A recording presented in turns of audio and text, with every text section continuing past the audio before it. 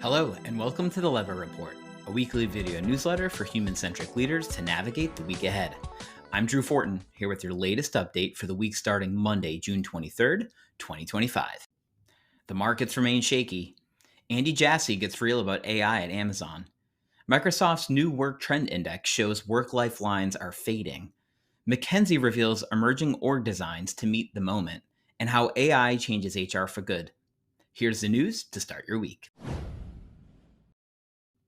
U.S. stocks closed mixed on Friday.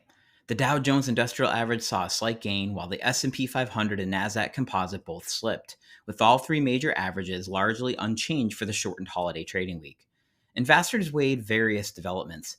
Fed Governor Chris Waller's comments on a possible July rate cut, citing tame inflation amidst new tariffs, briefly boosted hopes, though most traders continue to anticipate the next cut not to be until this September.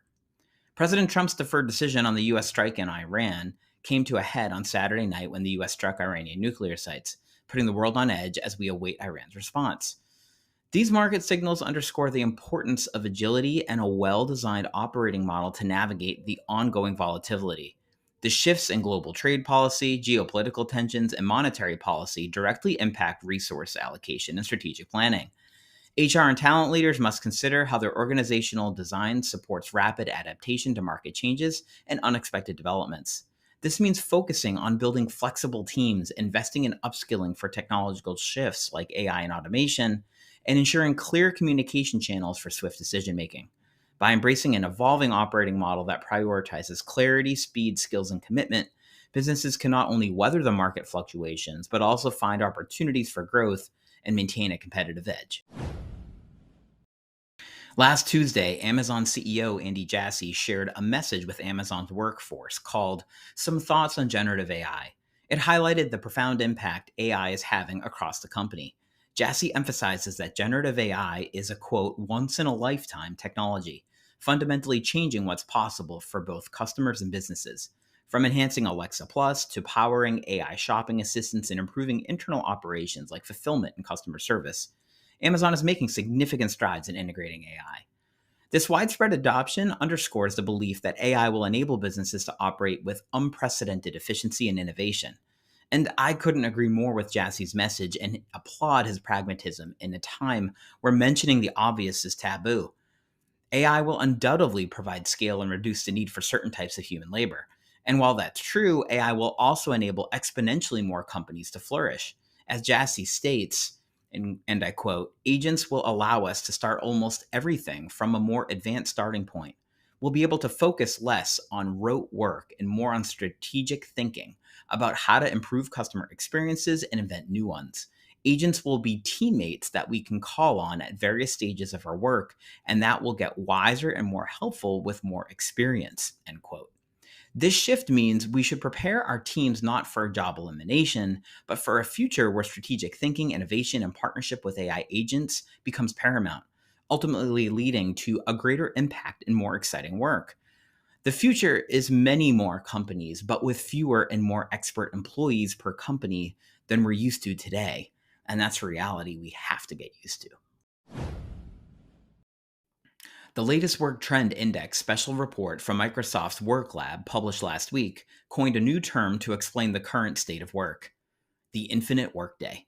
This research, based on trillions of aggregated and anonymized Microsoft 365 productivity signals, shows that the workday often starts before 6 a.m. for many workers, with 40% of people online at that hour checking email.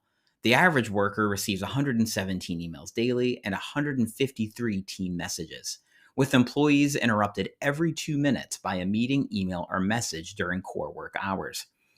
This constant stream of communication extends into the evening, with over 16% year-over-year increases in meetings after 8 p.m. and nearly 30% of active workers diving back into their inboxes by 10 p.m.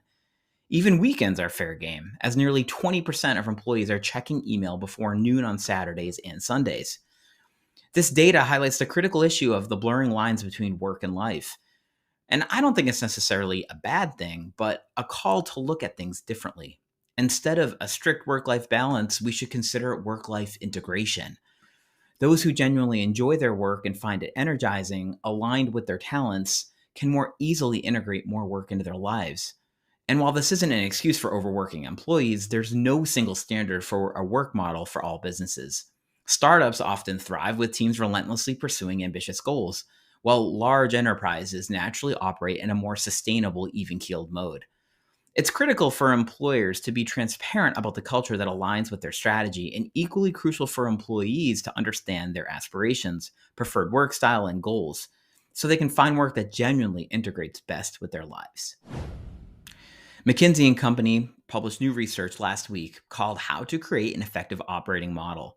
It highlights that even with the right strategic goals, many organizations struggle to achieve them due to shortcomings in their operating models. Their analysis, based on academic research and hundreds of executive interviews and extensive experience, introduces a new dynamic system called Organized to Value, composed of 12 interconnected strategic elements, including purpose, value, talent, leadership, and rewards. The study revealed that while nearly 90% of organizations primarily use traditional hierarchical structures, those adopting emerging structures like enterprise, agile, or decentralized networks tend to outperform in their readiness to address key trends such as scaling AI and automation. McKinsey's research indicates that high-performing companies still have a 30% gap between their strategy's full potential and actual delivery, often attributable to operating model deficiencies. So for HR and talent leaders, this research underscores a critical imperative. Your role extends far beyond traditional succession planning. It's about leading organizational design evolution to truly enable the business to achieve its strategic objectives.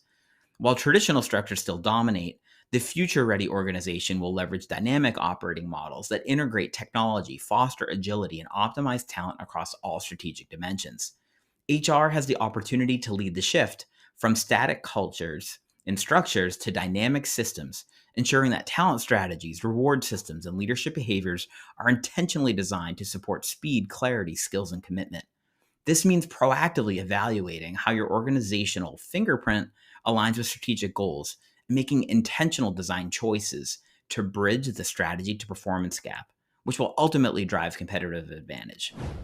Speaking of design, last week's New York Times article called AI Might Take Your Job, Here Are 22 New Ones It Could Give You, offers a refreshing perspective on the impact of AI on the workforce.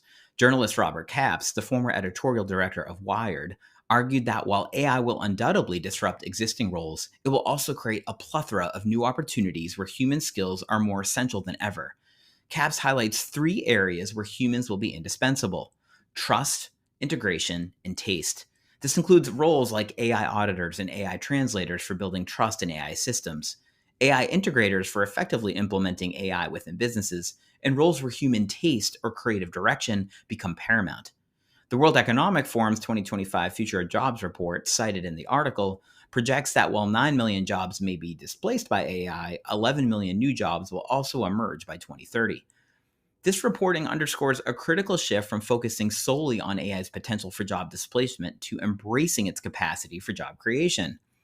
Capps introduces the idea of a human resources designer, which I found particularly intriguing. This role could go beyond traditional HR functions, leveraging AI to shape and optimize everything from training materials to detailed benefits and leave policies, giving HR a more pronounced ability to personally shape the entire culture of an organization. Imagine an HR designer who uses AI to analyze employee engagement data, identify skills, and then design hyper-personalized learning paths or even craft unique AI-powered internal communication strategies that genuinely resonate with the workforce. By focusing on how AI can empower HR to be more strategic and creative, we can cultivate an environment where human ingenuity and AI capabilities combine to build true, exceptional employee experiences and organizational cultures to generate value like never before. And that's your Lever Report. Check the show notes for any articles or research we covered today. If you're enjoying this content, please show your support by liking this video and subscribing to our channel. Also, ask questions or share your thoughts in the comments section. We look forward to engaging with you. I hope you have a productive week, and we'll see you on the other side.